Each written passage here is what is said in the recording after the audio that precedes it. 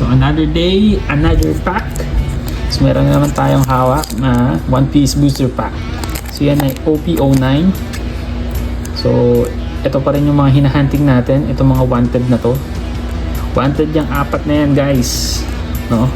Yan yung mga hinahanap natin kasi matataas ang bounty niyan. Pag nahanap natin yung manga cards niyan, tiyak tiba-tiba tayo. Di ba?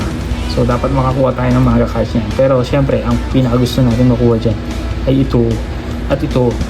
Plus meron pang Gold Roger na golden manga card. So yun yung pinakamahal actually. So let's go. Buksan na natin to. Na natin patagalin. Kunin na natin ang ating mahiwagang purol na gunting. May sikreto lang pala to para gumana eh. Nabitin pa. Alright, let's go. Ito natin para surprise. Here we go.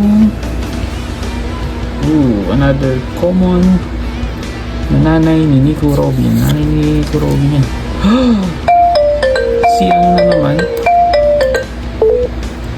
Si... ano pangalan nito? Sino ba to? Si Rocky Port? Naku, parang ganito yung isang set. Si Brook. Brook common. Chopper uncommon. Meron na rin tayo nito. Mukhang masama. Pangit silipin natin. Another SR na kulay blue. Sino kaya to? Silipin natin ibabaw. Dracul Mayhawk. Sir. SR. Yan o. SR na Dracul Mayhawk. Not bad. Not bad yan, guys.